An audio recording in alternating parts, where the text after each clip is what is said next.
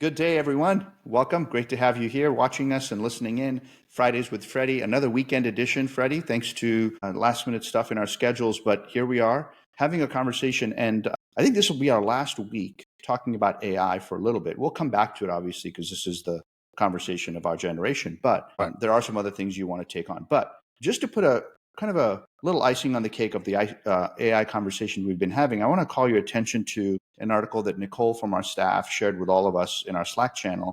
It was a Goldman Sachs global macro research thing, but we'll link it to the bottom of this. But you had a chance to read through it. I had a chance to read through it.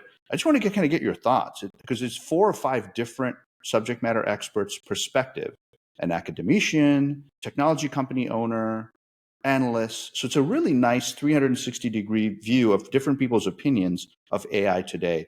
What's kind of your takeaway from it and any opening thoughts on it? Good morning, Joe. So I think one of the first things is that it wasn't the only article that started popping up on our feeds. It's not surprisingly, as the hype of generative AI and AI has picked up, that the backlash against it, right? The people that are saying, well, hold on a minute, it all sounds great, but really in reality, where's the real value? So, and I see this article, the Goldman Sachs article, as one of those articles, which is basically warning investors, because that's what they do, is, hey, AI is great. However, when we start speaking to experts, we see the outlines of potential problems. For example, power issues. One of the curious things has been, as you know, I've been in blockchain and also in Bitcoin, and there's been a lot of negative press around Bitcoin and the use of energy. Well, AI blows that away. Right. So the power consumption of AI is very high. So there's people now that are starting to raise this as an issue. It's like, are we going to have enough power? The other issue they're bringing up is that chip manufacturers might be hitting walls as well. And the academics are saying that yes, but also if there seems to be this scalability law that people are believing in that is not necessarily true. Meaning, if I double the capacity of the chips, does that mean I'm going to double my output and capacity? So I think there is real hesitation in the sense that does all of this investment that we're talking to close to $1 trillion now. Does it add up? Does it add up? Is it actually justifiable? Yeah. Oh, Joe, perfect. So, and to your point, I'm looking at the gentleman who was interviewed in this research paper. He's the head of global equity research at Goldman. One of the things he's pointing out is, hey, he's expecting to see that the AI infrastructure build out is going to be $1 trillion in the next several years alone, right? Data centers, like you said, utilities, applications. And his question is, what's the $1 trillion problem that AI is going to solve to provide everyone a return? And his point was that replacing low-wage jobs with tremendously expensive technology is basically the polar opposite of what technology has ever been about. Okay, I'm reading that going, yes, in regular industry, that's a very valid point. But higher ed is different. One of the things I've pushed back on higher ed is everyone says higher ed's different, higher ed's different. I'm like, we're not that different. But this is an area where higher ed is very different in that most institutions, 80% of their incoming revenue is going to cover human capital, people costs, right? You tell that to anybody in regular business world, there'll be blood coming out of their ears to understand that 80% of your revenue goes to people. So there is an opportunity to have a tremendous impact with AI, with the future of work, specifically in higher ed, that some of these reports aren't considering. They're thinking about big business and big tech. Well, yeah, and also, I mean, there was another article by a futurist named Christopher Rice, who had very good insight. I mean, he was warning against, look, this is hype, and especially in higher education, be careful because you're going to get burned. This is a bubble. It's going to burst, etc. Look, but you and I know, since we work in higher education and we work with a lot of expensive technologies, ERP, the very backbone of an institution, that the hype around new technologies, it's always true. He's not wrong, right? And higher education loves to hype certain things, so he's not necessarily wrong. What I think he's missing, and it's because of what we do and what he does, is that we spend considerable amount of time trying to manage the complexity of the systems, the peoples, the structures, the policies, to get to a point where that's automated to a certain extent, and that we make it more efficient to a certain extent to do. And this is my main point: to be able to then get to the really value add activities. right? It's the structured work versus the unstructured work. Matt Alex has spoken about that as well. So what we're seeing, and the reason why we're excited, is because we're now seeing a technology that we're already experimenting with, and I've shared the experiments, that can now do what some of these other very expensive software programs are purposely built to do. And don't do very well. And don't do very well. And is it perfect at this point? No, of course not.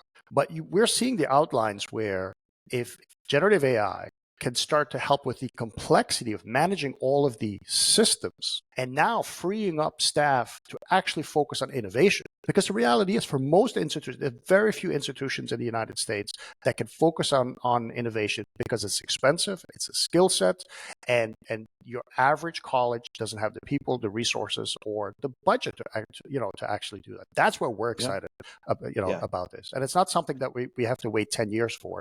It's something that you could start playing with today. Well, I'm glad you said that it's something that higher education doesn't have to wait 10 years for, because even the couple fun use cases you talked about, right, with your travel thing, or even more recently, you took publicly available course schedule, acted like you were a student, plugged it into Gen AI and said, hey, here's my work schedule, here's the course schedule for my school, and it generated a perfect course schedule for you in seconds, right? Okay. So I think what I'm finding is that all the innovation higher ed needs related to Gen AI is already there. Yes, big industry needs the next 10 years to figure out how it's going to generate returns on their world. But the higher ed ROI on Gen AI is already available, and it's significant. We don't have to wait anymore. It's just now letting the cat out of the bag. We're building Gen AI technology right now for higher ed that'll be out in fall, but others probably are too. We don't have to wait, and it doesn't have to cost millions or billions. It's readily available today. Yeah, and piggybacking off something that Christopher Rice said as well, he's very sensitive about comparing this bubble, if it is a bubble, to the internet bubble. He says, no, it's not the same, etc. I know, but I would disagree to a certain extent. When I was hired in the internet bubble into the IT world, right, where it was literally the hype, and if you had a laptop, you knew how to turn it on. It's like, well, you're skilled to work at this economy. That's where I started, and it's absolutely true that 80 to 90% of all the companies during the internet bubble, all the VC hype, etc., they did fail.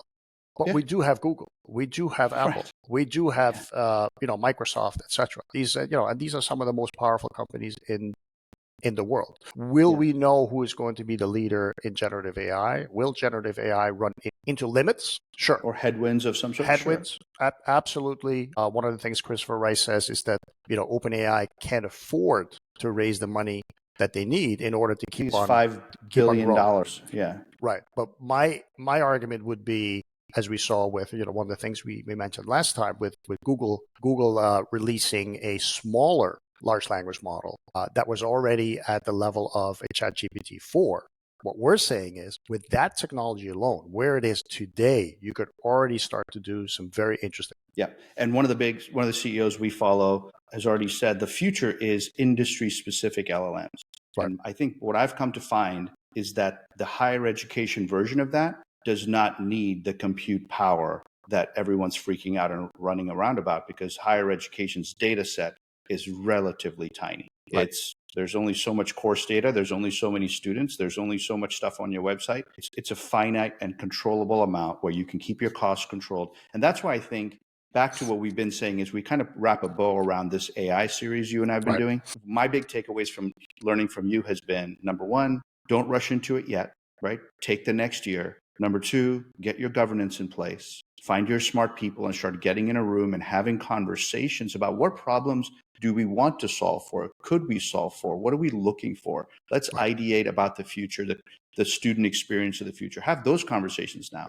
Figure out what your requirements are now. Bypass all the folks who are going to be at EDUCAUSE and Alliance and all the conferences this next 12 months saying they've got AI this, AI that, which is basically just dressed up old algorithms. Just wait for the right stuff to come and be ready for that stuff to come. But meanwhile, keep educating yourself, stay plugged in, follow these articles like you do, maybe keep in conversation with us. I know on September 18th, HUG and us, Higher Education User Group, and us are going to team up and do kind of a live version of this. So we'll have you on, we'll have a conversation. But we'll have people come on and share their thoughts, their questions, their concerns, even some of the things they're doing at their institutions. So that'll be a way to continue this conversation forward. But I think you and I are going to transition out of AI into some other very important topics you want to talk about for the IT department. So with that in mind, any closing thoughts, any things you want to make sure your viewers and listeners leave this AI conversation with? No, I think you summarized our views very well and accurately, which is, look, we're excited about AI because we're actually doing things where we're seeing, like, look, this is not hype. I'm doing this, right? We're building this. So that's, I put that to one side. On the other side, yes, be careful. I mean, one of the things that we advise higher education institutions on, not in regards to AI, but in regards to all of their other technology purchases and their governance structures and their, we spend a lot of time on what we call pre-work, which is think through what it is you're trying to do, have a vision, then start looking at technology, not outsource your innovation to a vendor and say, okay, well, as long as I buy this new tool, which is the latest tool, I'll be okay. No, that's not how it works, right? Unfortunately, I wish it did, but that's not how it works. So we spend hours and hours and days and months in the trenches with the institutions trying to figure out, okay, planning what's the best way forward. You need to do the exact same thing with generative AI, but the threshold for your IT department to start getting involved, and again, looking at the governance, looking at running some experiments and security and privacy, you could do that today. Awesome. Exciting times. Thank you, Fred, for this weekend edition. We'll see you all next week. Thank you very much.